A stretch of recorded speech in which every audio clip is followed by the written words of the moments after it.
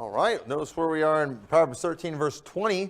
Says, he that walketh with wise men shall be wise, but a companion of fools shall be destroyed. I want to preach tonight on watch who you walk with. Watch who you walk with. Now, I'm going to set everybody up a little bit in this sermon. I'm just going to tell you all ahead of time. The principles that I'm going to teach you in here are true, but sometimes people will take these truths and actually use them in a very negative and kind of a nasty way. And so watch how you take what I teach you tonight, because when I get to the final point, you might get your hide nailed to the wall a little bit. So before you're like, yeah, I do this, we'll make sure you're doing it the right way. Sometimes we can do things that are good and we can do them in a really bad way. So everybody will probably get preached to a little bit here tonight, and there's nothing wrong with that. But I do want to talk about this idea of watching who you walk with, because every one of us, when it comes to our personalities, when it comes to our accent, when it comes to our expressions that we use, all of these things are a combination of all that we have been around. It's not even just genetics, even though that could be a little bit of it. It's what we are around. It influences us. Our culture rubs off on us. We talk a certain way. We fit certain stereotypes, and it's hard for us not to. As much as I might not like an Illinois accent, I have one. As much as I don't like the fact that I talk in this way, whenever I see those tests online, what words do you use, and then they pinpoint the part of the country you're from, it always gets it right with me. And I like to think I'm counterculture and I'm against the culture, but often I do. It turns out these Midwesterners, these Illinoisans, are influencing me. And we just can't help that. And that's what happens when you live in Illinois. And wherever you live, you're going to become like those people to a certain extent. And not all of that's sinful. Okay? If you call soda pop or pop soda, there's no sin in that, but it is a sign of what you have been around. If you say you all or you guys or yuns, a lot of that, it just depends on who you're around. And so in this passage we looked at, we see whether or not someone is wise or a fool. It often depends on who they walk with. Again, if you walk with wise men, you'll be wise. It's not necessarily a genetic thing.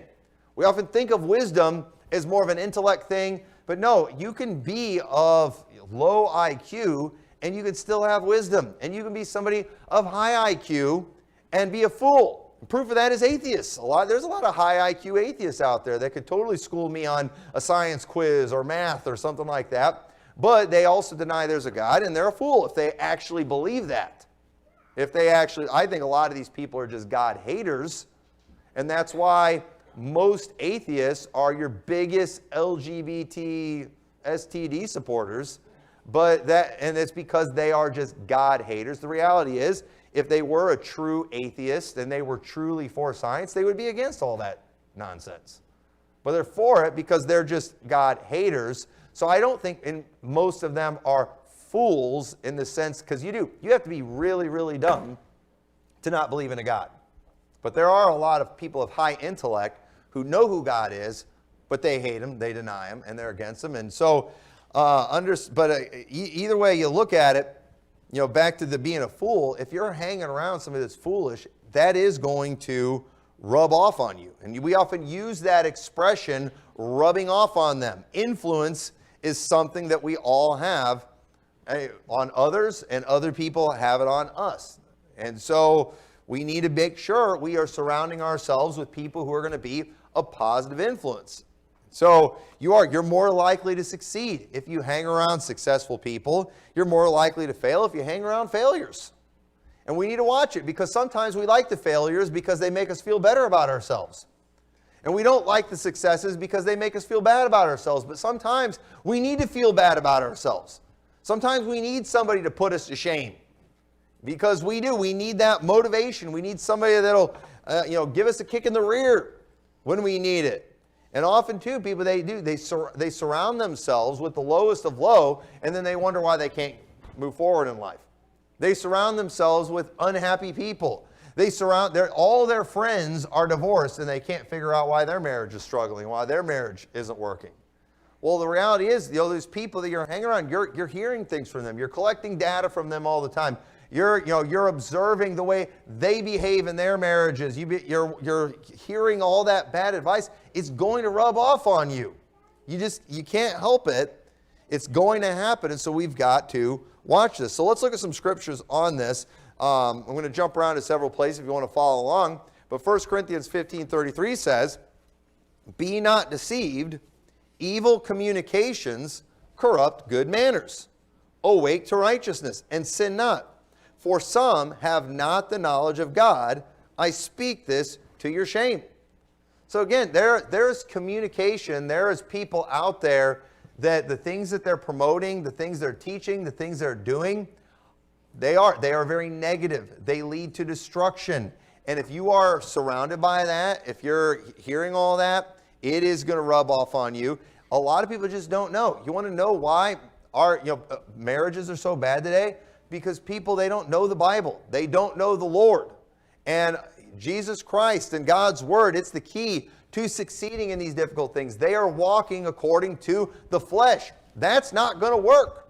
And so we've got to make sure if we're not listening to people who have a godless mentality, who have an unbiblical mentality, it's going to rub off. Galatians 5:7, Paul speaking, he said, "Ye did run well. Who did hinder you, that ye should not obey the truth? This persuasion cometh not of him that calleth you. A little leaven leaveneth the whole lump." Hey, all this Judaizing that's going on in your church, all this bringing in of the old covenant ordinances and feasts and things, this Hebrew roots nonsense, that's what we call it today, that you are bringing into the church, this is stopping you from moving forward. Who hindered you? This didn't come from God. The one who called you is not the one who told you to do these things. Somebody brought it in. Who was it? Who's influencing you in this way? Where did you hear that? What made you start doing that? When I was a youth director, I was always behind the times. I'm still that way. I was always behind the times and everything. But I would often notice young ladies especially, and sometimes guys, just start doing different clothing trends and hair trends. And it's just like, why are they doing that? Why is everybody doing this weird hair thing? And then, later you find out, you hear everybody talk, you watch a movie you heard all the teenagers talking about, and everybody on that movie's doing it. I wanted to find out who started the Zoomer perm. I want to find out who that is, and I want to give them a good slap, because it's ridiculous. And you see everybody doing that. Why? It's just, they're influenced by those that surround them. Why is it that so many guys are just effeminate? It's because Hollywood is promoting effeminate, just queer dudes. And it's rubbing off on people. And I've seen some of these movies too. They're always talking, these kids talk like their mouths are full of flabber, and they talk like babies, and they're teenagers. And that's how they talk in these movies. And we were at Six Flags the other day, and there was this group of kids, they all talk like that. It's like, why does everybody talk like babies? Who's telling them to talk with their mouths full of flabber? Why is that cool? That's annoying.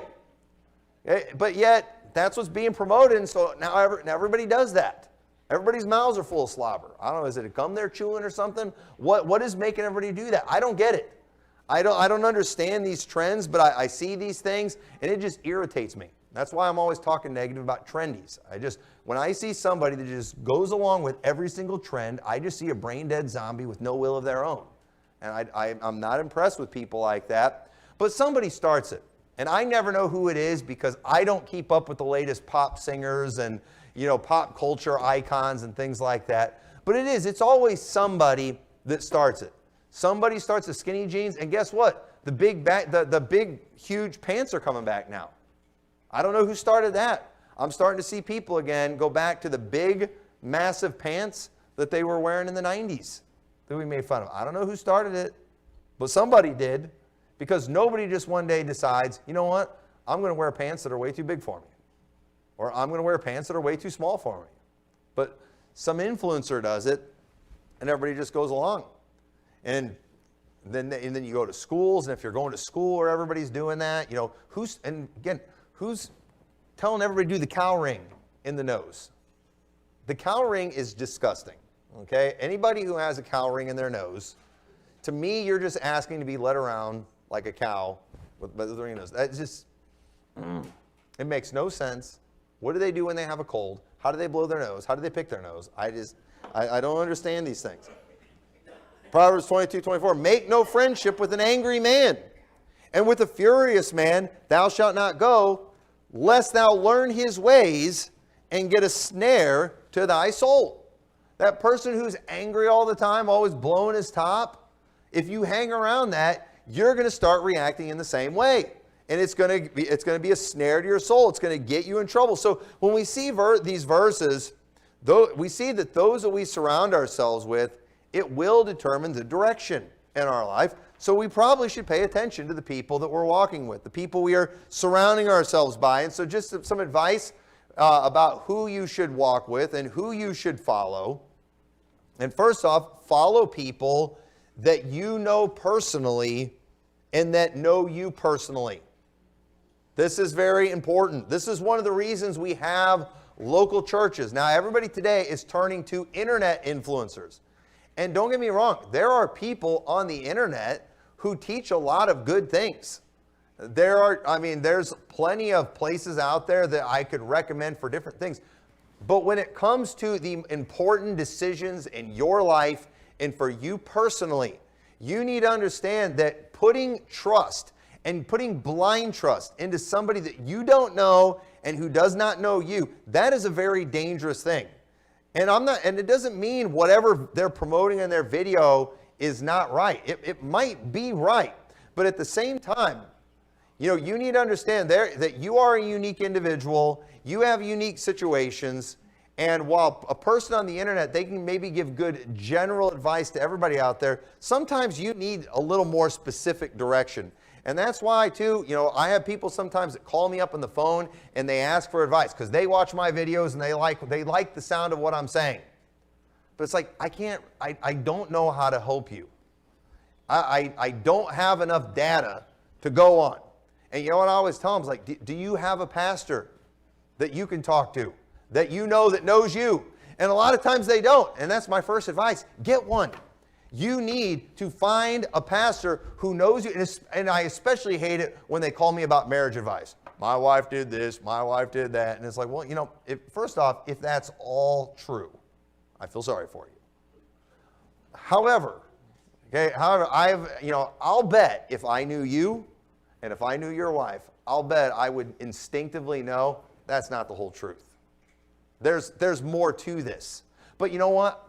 I can't. All they're doing is giving me certain data that's based on, that's trying to steer me towards a direction of saying what they want to hear.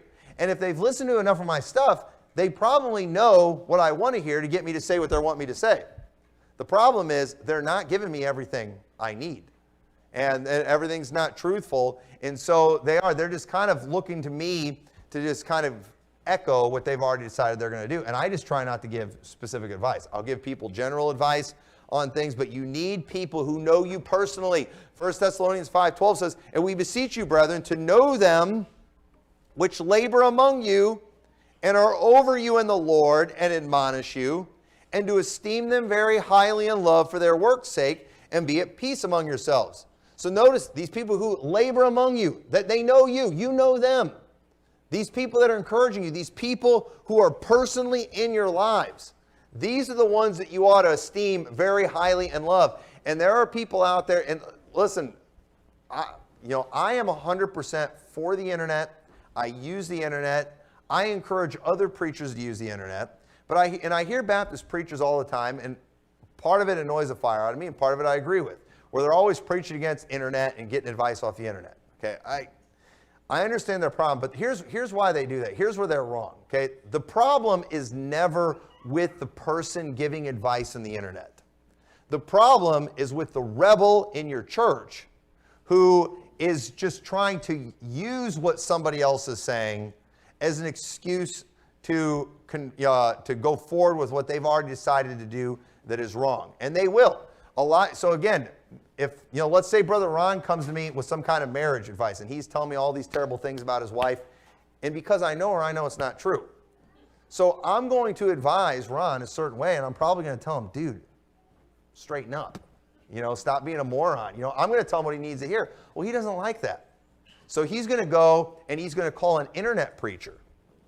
And he's going to tell him, my wife, she listens to Gently Led Sisters and the pastor's wife, and she's got these feminist tendencies, and and she's just and he's okay. Now I'm not saying which preacher he's telling, but again, he knows with these preachers, what they're going to want to hear, and I'm just trying to put him in place. Do you think it's appropriate for me to slap her? He's giving information away, and you know what? The internet preacher's probably going to tell him, go ahead, slap her. She's your property. She's got it coming. There's nothing in the Bible that forbids it. Go for it. And so obviously that's terrible advice. Now, if I am like these insecure pastors preaching against the internet all the time, I'm going to be like, those bozos on the internet, this is so evil. No, he's the bozo for going and getting advice from somebody who doesn't really know him, who doesn't know his wife. And that's the problem. And he knows that. He knows, if I go and I give this specific data to these people, I know what they're going to say. But somebody who actually knows him and cares about him and knows his wife and cares about his wife is not going to give the same advice. And what people are doing today, they're not liking what the pastor's preaching in their church, which is probably what they need to hear. And so they're using what somebody is saying on the internet, in a situation that's not really applicable to them. And they're using that to excuse bad behavior. And then preachers going around and just acting like the internet is a bad thing. No, your church member is a knucklehead. And you know what? You need to tell your church member they're a knucklehead and stop blaming the internet people that are out there. It's very foolish to think somebody who does not know you and does not know your wife is going to give you a better advice than somebody who actually does know you. It doesn't make sense to do that. And so we live in the age of internet influencers. But people need to understand, most of what you hear from them is fake. Folks, with the internet, a lot of times it's about the clicks. It's about the views. And being extreme gets attention. And you don't want to listen to the extreme person. And a lot of times, too, these people on the internet, being extreme, don't really do the things they say they do. Whether that be health even, whether that be in spiritual things, whatever it is, they're fake. Probably 99 times out of 100, they're not giving you everything. They're not telling you the whole story. And so while there's exceptions out there, the likely candidates are of people that are going to help you the most. It's the people that God himself put in your life. You are more likely to get good marriage advice for you from unsaved parents than you are from some preacher that you just gave a little bit of data to that does not know you. Because let me tell you, your parents, they might not be saved, but if they know you and they love you, because they know you, they're going to know what you need to hear. They're probably going to give you better advice in many situations. Not all the time, but they might, because they actually know you. And so 2 Timothy 3:12 says, "Yea, and all that will live godly in Christ Jesus shall suffer persecution, but evil men and seducers shall wax worse and worse, deceiving and being deceived.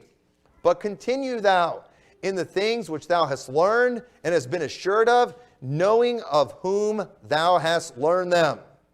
And that from a child thou hast known the Holy Scriptures, which are able to make thee wise unto salvation through faith, which is in Christ Jesus." Paul's writing to Timothy. Timothy here, he's first off, we know he learned the Scriptures from his mother and grandmother.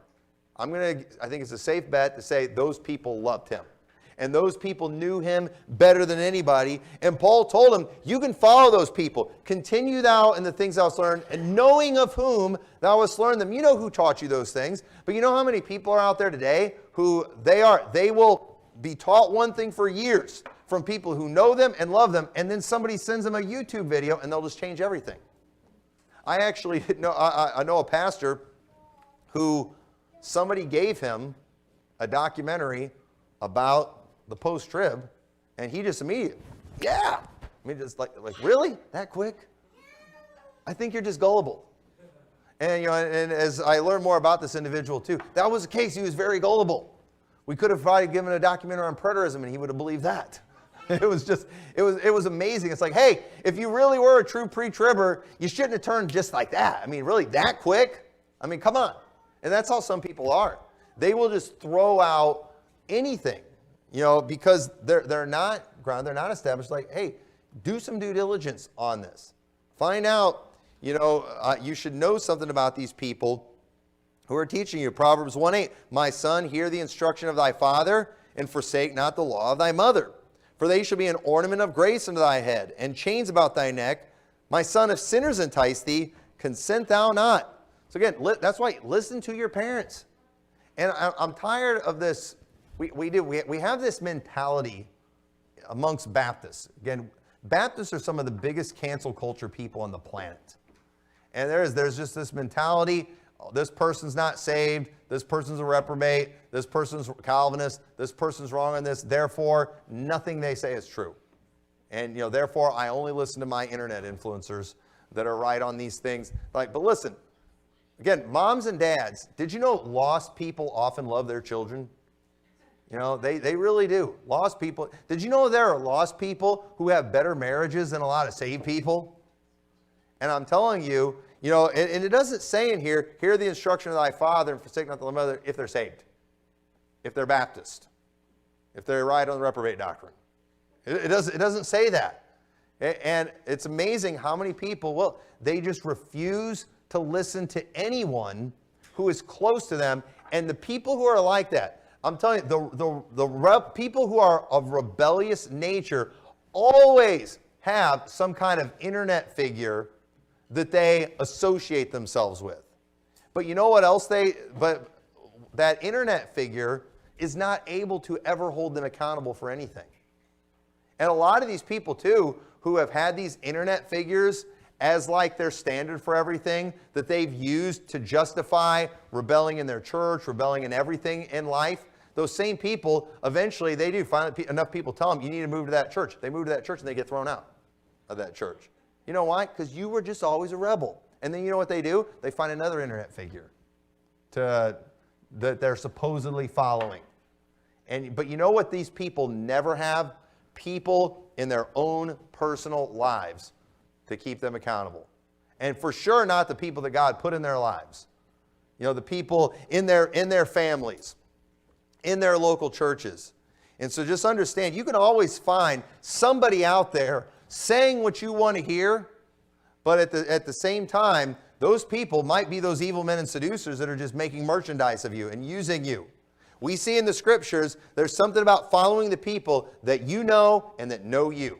And stop following people that you don't really know. Again, most stuff on the internet is completely fake. So follow people that you know and that know you, but also follow people who are farther down the road than you are, but who are also in a place you want to be. Okay, that's very important. Hebrews 13:7, remember them which have the rule over you, who have spoken unto you the word of God, whose faith follow. And is that the end of it right there? Listen, there are people out there who are in positions of leadership. There are people who do. They have the title of pastor. They have spoken the word of God, maybe.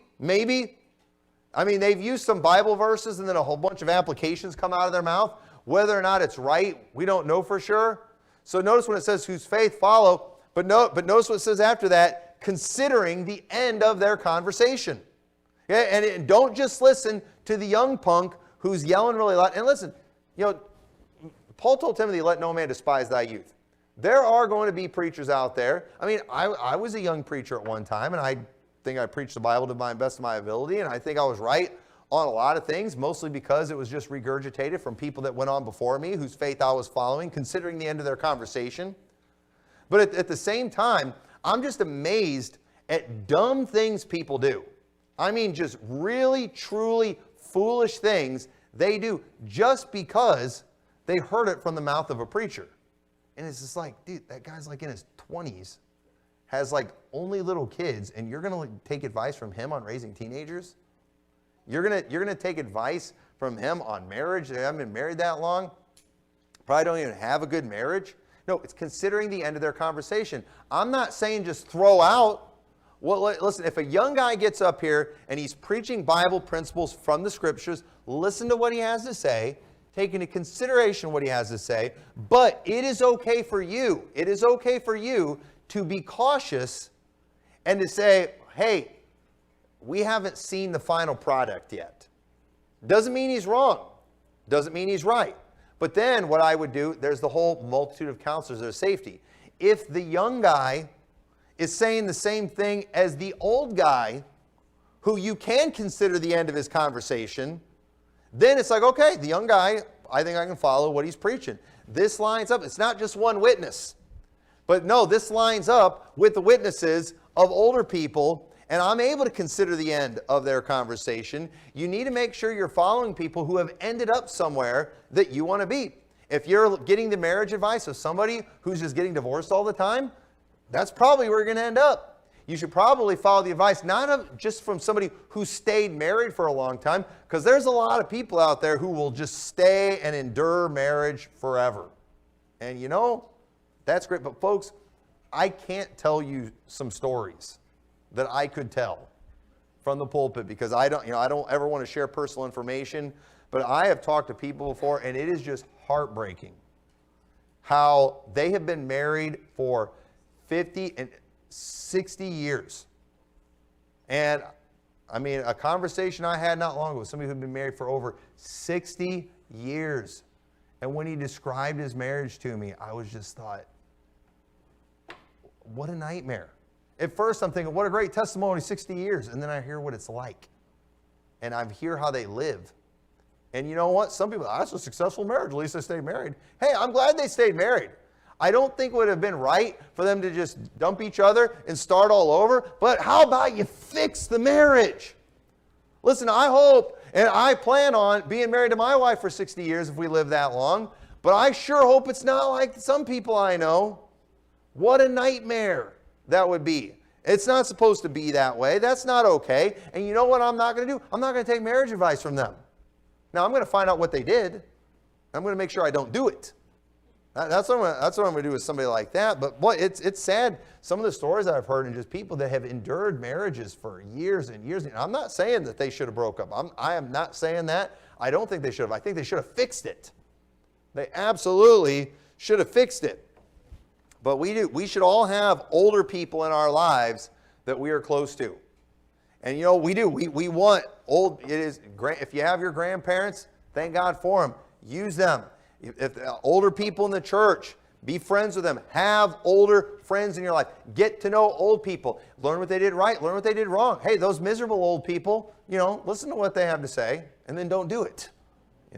But learn from these people.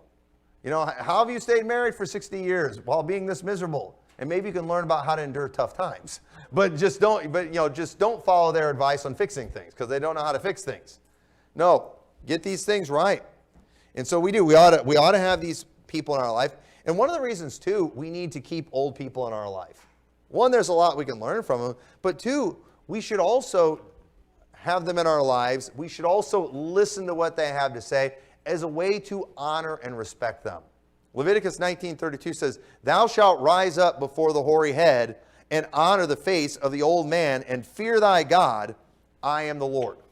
And we should have a respect for older people. One thing my dad taught me, and I am thankful for this. My dad, he taught me, he's like, you know what? He would always say, when I get around older preachers, I let them do all the talking. He's like, I'll ask questions, and then I let them do all the talking, and I just listen. And you know what? I've practiced the same thing. I've done the same thing. A couple years ago, I had lunch. I went to a pastor's fellowship, and I sat right next to Pastor Tom Wallace. I mean, I forgot how old he is. He is way up there. But man, he is sharp as a tack mentally. And I was just for well over an hour, I'm just listening to tell stories, and I'm just learning, and I'm eating up everything he's telling me. Why? One, I want to learn, but two, those older preachers love talking to younger preachers. They do. You know why? Because they have a desire to be an influence on the next generation. So I'm only in my 40s, but I feel the same way. I like seeing younger preachers. I like thinking about the next generation. I hope to be an encouragement to the next generation, and older preachers do. They love getting around younger preachers and just talking with them. And you know what they don't want to hear? They don't want to hear me straighten them out on prophecy or anything like that. And you know what? I'm not going to try. I am not going to try. These people have been in it way longer than I have, and guess what? They've got stuff to teach me, and I'm going to honor them, and I'm going to listen to what they have to say. And I know there are preachers that I know that I think one of the biggest reasons for their downfall and their failures, they have no older preachers in their life. None. No older mentors. All they surround themselves with are yes men that never hold them accountable for anything, that never rebuke them when they need it, that just whatever they say, they go along with.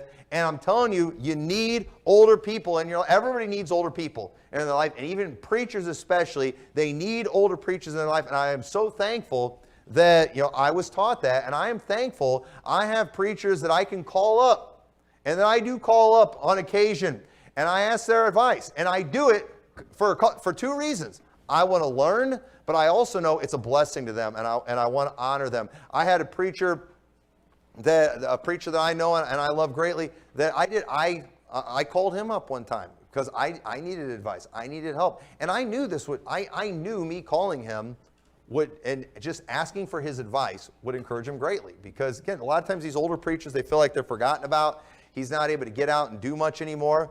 And I did, and I wasn't trying to, I was not trying to butter him up. I wanted his advice, and he gave me good advice, and he was a huge encouragement to me. And I saw his son, who's also a pastor, not long later, and he talked to me and was just telling me how much his dad enjoyed talking to me and how much of a blessing it was. And I'm thinking,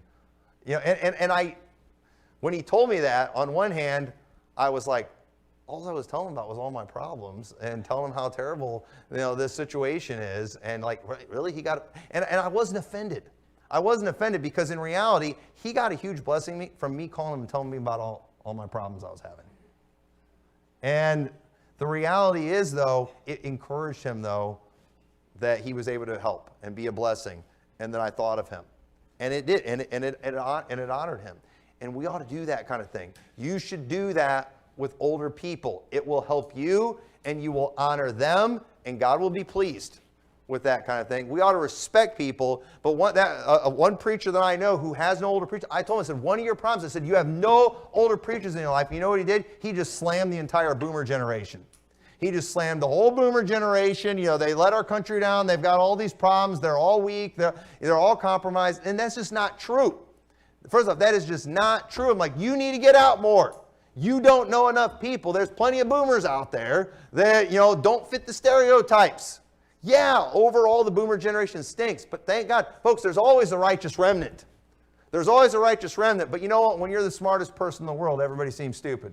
When you're the most spiritual person in the world, everybody else seems lame and pathetic. And really, that's the problem. It's a pride problem we have. But again, if you don't have people you can go to for advice, you think too much of yourself. There's always somebody that can be a help to you, and you need to have these people in your life. They will help you more than you realize. Again, not all older people are good examples, but the ones who are, they should be respected. And we ought to give them great honor. That hoary head is a crown of glory if it be found in the way of righteousness. And thank God for those ones that are there. So you don't get to just write off an entire generation. Okay, you don't get to do that. There's always a righteous remnant. But third, also follow people who love you enough to put you in your place. And listen, I'm not just trying to talk about my preacher friends, but I do. I think that the preacher, I give the credit to my dad for this because this is just how I was raised and what I was taught. But I am very thankful for the preachers I have in my life who have called me up and rebuked me. I've got preachers who have sent me mean letters before. And you know what? And in some of those situations, I think they were wrong. In fact, in some of those situations, I know they were wrong. I was right. They were wrong. They called me up and they rebuked me. But you know what? I'm glad that I have friends who love me enough that if they think I'm going wrong, they will call me up and they will tell me. And they're not afraid to tell me to my face. They're not afraid to confront me about those things. I'm thankful for preachers who, even in situations where I still think I was in the right, who at different things, they have come up to me and to my face confronted me about stuff and rebuked me. And again, I don't think they were right. But you know one thing, when I walked away from those situations, I knew these people cared about me. I had to follow the Lord. I had to follow the Word of God. And you know what I can say about every preacher who has ever called me up to rebuke me about the direction he thought I was going? Every preacher who has ever come up to me, even the ones that I think were wrong. Do you know all of them? I'm still friends with them. All of them. I'm still friends with those people. But you know, there's other guys out there who you think you're friends, and you know how they choose to rebuke. You know, they rebuke you from the pulpit. You know, they rebuke you on YouTube for the clicks, for the attention, for the drama. But you know what? The other people, they do it to your face. You know why? Because I was also taught to hang around real men. And so again, I have never lost a friend because of a rebuke. I've never lost a friend because of a rebuke, even when I think they were completely wrong, because either way, I knew these people loved me. Proverbs 9:8 says, reprove not a scorner, lest he hate thee. Rebuke a wise man, and he will love thee. Give instruction to a wise man, and he will be yet wiser. Teach a just man, and he will increase in learning. Ecclesiastes 7:5, it is better to hear the rebuke of the wise than for a man to hear the song of fools. Proverbs 29:5, a man that flattereth his neighbor spreadeth a net for his feet. And the people that just talk you up, that flatter you, they're just setting you up for a trap. You know, I know several years ago, when I said I've had in the past, I've had situations where the old IFB has gotten mad at me because of positions and things that I have, and while it caused problems and there's been some temporary rifts, they didn't last. You know, I've maintained friendships and I've maintained fellowship.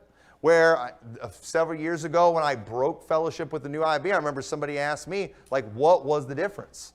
What was the difference? And I said, here was the major difference. The old IFB, the people who I had problems with and who had disagreements with, I said, I always knew those people loved me. The ones who called me up, told me off, wrote me letters, confronted me to the face, I always knew those people loved me. But you know what I said about the new IFB? I said when I was in the new IFB, on my best day with those people, I never really knew if they loved me or not.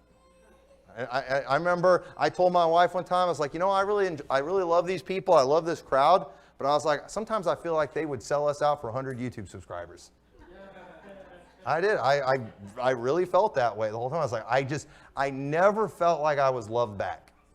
I never did. But let me tell you, with those pre-tribbers, those people had charity. Those people loved me, and so I'm still friends with them, even though I have different positions on eschatology and everything. And the rebukes, again, I didn't enjoy it, and I even think they were wrong in some of those things. But either way, it's people like that. It's people with that character. Okay, and understand, anybody can put the right doctrinal positions on their resume. But did you know you can have good doctrinal positions and have horrifying character? And the thing is, you can have some wrong positions on your resume and good character. At the end of the day, these people had good character. And that's why we're still friends. And so, follow people that love you enough to put you in your place. And you know what? Here's somebody, we saw that verse about a man that flattereth his neighbor spreadeth a net for his feet. This reminds me too of gossips. Okay? Avoid the gossips. Okay? The Bible says in Proverbs 20:19, he that goeth about as a talebearer revealeth secrets, therefore meddle not with him that flattereth with the lips. Okay? Now I'm not preaching a sermon on gossip, but let me just say this about gossip. Gossip is a major form of manipulation. When somebody comes to you gossiping about somebody else, while you might think, oh, they're being mean to that other person. No, they're also manipulating you. That's what they're doing. They're manipulating you. They're telling you about what this other person does that they don't like, that they think so scummy. You know why they're doing that? So you'll never do it. And you hear how I'm roasting this other person? If you're ever doing that kind of thing, you're probably going to get roasted. Now you're afraid to do that. It's a form of manipulation. That's why they're bad. That's why they're talking so bad about everybody else. That's their way of coming to you and saying, don't you ever do that. Because if you do that, that means you're a sorry, low down, good for nothing. You know, you're a whatever it is they're gossiping about, they are manipulating you. Why did you need to know that? Why did you need to know what so-and-so did? You know, how does that affect your life? What does that have to do with you? They are doing that to manipulate you, to control you. And I'm glad you're not like that, because I wouldn't want to be friends with you if you were. Do you see how it's manipulation? They're trying to control you, and they're using gossip. That is what a tool that they use to manipulate. You know what? People like that, keep them out of your life. They are not going to help you. You need to follow people who make you better. Proverbs 27:17, iron sharpeneth iron, so a man sharpeneth the countenance of his friend. And so there are some people who they make us better. You know, get around people like that. That person that brings you conviction because they're a little more spiritual than you, get around those people. That person that maybe makes you feel bad about yourself sometimes, get them around you. They'll sharpen you up. They'll encourage you. They'll motivate you. But avoid those who have the poor character traits. 2 Samuel 13:1, and it came to pass after this that Absalom the son of David had a fair sister whose name was Tamar, and Amnon the son of David loved her. And Amnon was so vexed that he fell sick for his sister Tamar, for she was a virgin, and Amnon thought it hard for him to do anything to her. Now, this guy's kind of messed up. This guy's got some problems. However, he would have just left it alone. You know, he was going to just deal with it, and he eventually probably would have moved on and got over this weird, lustful situation that he had going on here. But Amnon had a friend whose name was Jonadab, the son of Shimei, David's brother, and Jonadab was a very subtle man. And if you go and read the story, Jonadab is like, oh, really? You want her? Here's what you need to do. And this guy who thought, I'm not going to be able to do anything to her, he would have just dealt with it and moved on. But Jonadab comes along and gives him a plan. This very subtle man, this was a sneaky guy that he was friends with. It was a cousin too. I mean, this is his cousin, right? So obviously cousins, you have to be friends with them, right? Well, not necessarily. Sometimes family members can be some of the worst ones. And so, but this cousin of his, this friend of his, was a very subtle man and ended up getting Amnon to commit a horrible sin with his half-sister that resulted in him getting killed. That's what, and so understand, we've got to keep people with poor character traits. The Bible says he was a very subtle man. That's who he was. He was like Eddie Haskell. Anybody know Eddie Haskell? Is that too old? My family, that's what's wrong with our church. Okay? Leave it to Beaver. Okay? Y'all got to get caught up on that. But anyway, you know, he was just a sneaky guy. He was always just doing mischievous things, and that's bad character. You hang around somebody like that, they are going to get you in trouble. And most of the time when Wally and Beaver get in trouble, it was one of their friends. Wally was always Eddie. They would get him in trouble. So we got to watch out for people like that. So we should, and so this final point I want to make, say obviously all these things that we talked about are important. We want to be around the right kind of people. We want those good influences. We need to keep the negative influences out of our life. But we also need to make sure that we do what we can to help those who have major flaws. I'm not saying just isolate yourself, from anybody who has any personality problems. I'm not saying that. But we do need to recognize when we're not in a position to help them. And notice what it says in Galatians 6:1. It says, brethren, if a man be overtaken in a fault, ye which are spiritual, restore such a one in the spirit of meekness, considering thyself, lest thou also be tempted.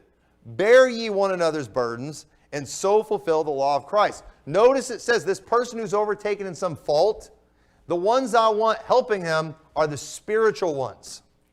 So why the spiritual ones? Well, first off, spiritual people are better at helping unspiritual people or carnal people. Okay? Carnal people are not going to help a carnal person. But at the same time, too, if you're just kind of a neutral person, that person's negative qualities might end up rubbing off on you and hurting you. And so the reality is, the one who's going to help somebody in the church, it's the one who's spiritual, the one who is strong enough to be a force for good and is strong enough to pull people up, and not somebody who's so weak that they're going to easily get pulled down. Because you know what? It's easier to pull somebody down than it is to pull somebody up. You got gravity working against you when you're trying to pull somebody up. And whenever we're trying to pull somebody up, we've got carnality in the flesh working against us. And so if you're not a spiritual person, you're not going to be able to help that person very much. So notice it says, ye which are spiritual. But often, people who are nasty, and sometimes there's nasty people in church, and that just behave nasty. What they will do, they will take these principles that we learned about people you should be around and not be around, and they will use those things against people they don't like. And there is somebody that, I just don't like this person, and it's just, I don't need that negative influence in my life. I don't want to be around fools, and they'll just apply all of these things to them. And the reality is, it's not that they are that negative an influence, it's just you don't like them. And so now you're trying to make it a spiritual, biblical thing by separating yourself from them. But just understand, when while you're using that person's negative traits as a way to insult them and talk down to them, but what you need to understand is anytime you look at somebody and you're like, I can't be around you because you got this problem, this problem, this problem, you know what you're also saying? I'm not spiritual. Okay, so can we at least not be on a high horse when you do that? Okay, if you've got to go to certain people, wherever they are, it's like, I can't be around you because you're a negative influence. Can we also admit that it's because I'm not very spiritual? If I was spiritual, if I was strong, I could be a positive influence to them. And again, everybody just needs to be honest about who they are. In our family, okay, my wife and I, like I said, I'm a pastor. I'm in my 40s. My wife and I were both firstborns. We just kind of, we have a type of personality where I'm trying to find a way to say it that does not in any way sound like we're bragging, but we are more the influencers in our family than the influenced. And we can go to family things, whatever. I mean, we are not going to be moved 1 centimeter by, we understand that. And so it's very hard for us to put ourselves in a compromising situation, in our situation. And I'm thinking, and I'm not even saying that because like some spiritual thing, it's just kind of a birth position, a personality thing. But not everybody's like that. Okay, and it's okay if you admit that. And it's like, no, these people, man, they've got too much power over me. But when you do, so when you separate themselves, don't make it all about their negative qualities. Make it also about your weaknesses. Because it's disgusting when everybody's got to separate from everybody all the time and then they act all pompous about it. No, you should want to be in these people's lives. You should want to be an influence, and it ought to grieve you that you're not spiritual enough to be able to do it, and you ought to be working on becoming more spiritual. That's the thing that everybody needs to get a hold of. We all just need to be honest about who we are, and one of the reasons we have to keep certain people out of our lives is because we are weak. We should never get cocky and arrogant about it. I can't hang around these people. They're all fools, and I'm too wise for that. No, you can't hang around those fools because you are too prone to foolishness. And the reality is, if you were wise, you could help them not be fools. And that's what you need to get to. And so understand, the person who has to separate themselves all the time, I'm not saying you're wrong. You're probably right. You could be right for doing that. But let me say, if you're arrogant about it, then you are completely out of line and you have no business being arrogant. You have no business being lifted up with pride. So sometimes there's kids that you don't want to let play with your kids. But you know what? it's not because your kids are just such good kids and you just can't handle them being, you don't want them being defiled by these rotten kids. No, you know why? You know why you need to keep your kids away from other kids sometimes? Because your kids are super gullible and they're so dumb that they will go against what their parents say and do what their friend says. And so you know what you ought to do? Say, my kids can't hang around these kids because my kids are just too stupid. And my kids are just too dumb and they're too weak and they don't listen to their parents. They have no character, and so they can't hang around them. But nobody says that. Nope, it's always my kids are just way up here, your kids are way down. No, your kids stink too. That's why those other kids are able to be such a negative influence on them. So before you do, so don't get arrogant about it.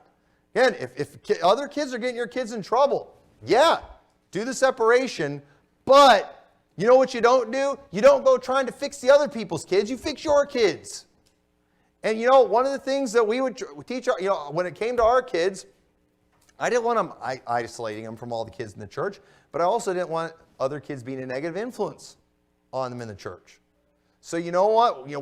We trained them and taught them, hey, you don't just go with the flow. You don't just do what the crowd says. And if stuff's going on that's wrong, you tell us about it. You let us know. If I find out these things were going on and you didn't tell us about it, you're really going to be in trouble. And a lot of times too, kids are afraid of their parents finding out what happened while they were with their friends, and they keep it a secret. Make your kids afraid of that. So kids, don't let me find out. If you were around something I wouldn't want you being around, I'm going to be upset, but I'm going to be way more upset if you didn't tell me. You better let me know. And then, but again, I say all this to just say we should never get on a high horse when it comes to the people we separate from. It ought to humble us. And there are certain areas. I could go tomorrow to a Calvinist conference and I could listen to everything, and I do not believe I would be influenced 1 centimeter. And I might even enjoy. I'd probably get some good material if I went to something like that. But I don't think everybody should do that. But there's other things too, though, that I probably don't want to go to. Because I can see, there are other areas where that is a little bit of could be a negative draw to me. That I can see this, there are some things I could see myself getting sucked into. Those are the things I want to stay away from more. Because maybe I recognize a weakness in that area. But there's some areas where, I think I'm fine. And obviously we want to be careful. We don't want to act like we're Superman when we're not and then get ourselves in trouble. But either way, you need to know yourself. You need to know who you are. And so it's always a bad sign when someone tries taking these principles and just using them as a weapon against others. No one's being fooled by this. We should be accepting of people and at least want to be. But we also need to recognize when we're just not in a position to help. There are some situations where it's like, hey, I would love to be able to help these people, but this would put me in a very dangerous situation where I could get myself in a lot of trouble. And that's why too, as a pastor, as a man, there are certain situations where, that it would be foolish for me to get too involved. If there's some woman that's, maybe having problems with her husband, as much as I might want to help, I can't just be communicating with her too much because I might put myself in a compromising situation. So I've got to use wisdom there. And sometimes there might be a situation where I just have to say, hey, this is dangerous for me. I can't help here. But some pastors, they kind of have this Messiah complex where they think they can help everybody. If we might have a situation too, and I have had people call the church before talking about just situations and stuff they're going through. I had a situation recently where somebody called me and told me what they are going through and what they are dealing with. And my advice was, find a church where they know you, that's my advice half the time when people call me. Find a church where they know you, but at the same time, I'm like, it was so bad, I wouldn't even let them come here because it's like, I don't think I can help them. I never want to tell people you have no hope. But I'm like, I certainly don't want to get involved in this. I definitely don't want to mess with this situation where some pastors are like, we can help anybody. Bring in the pedophiles. We'll help you out. No, Don't have that Messiah complex. You know, you're asking for trouble. You're endangering yourself when you bring certain things in. And so what we do when we surround ourselves, or what we surround and who we surround ourselves with, it matters a lot, and especially when you're young. When you're young especially. And we've got to have wisdom in this area. And while we can't just isolate yourself, okay, we're not called to isolate ourselves, we do need to set boundaries. And again, I have all kinds of people that are in my life, but at different levels too. I've got lost people that I'm connected to, but it's at a different level. There's preachers that I would consider friends, but I wouldn't put them in my inner circle. I wouldn't put them in the pulpit here. There's people that I like, that I genuinely like and love and care about. I would never let them get up here and preach. You know why? Because that's too close. They've got to stay at a certain distance because of some of the negative things there. But, so we've got to have wisdom. And when we set boundaries, it's not just because everybody else out there is so bad. Just get this. When you have to set boundaries, it's not always because everybody else is so bad. Sometimes it's because we are weak and pathetic. And that's all we can handle are people who are exactly like us. And if that's who you are, that's who you are, but at least work on it. At least work on becoming a force for good and being a positive influence. And God will help you do it. I believe He can. So with that, let's pray. Dear Lord, thank you so much for your word. Help us to follow these principles in our life. Help us to surround ourselves with the right kind of people, and help us to be the kind of people that others need to surround themselves with. I pray, Lord, you won't let anybody take these principles and use them as an excuse to isolate themselves. But Lord, help them to just have wisdom and let it motivate them to be stronger so they can be a force for good in this world and pull people in the right direction. In your name we pray. Amen.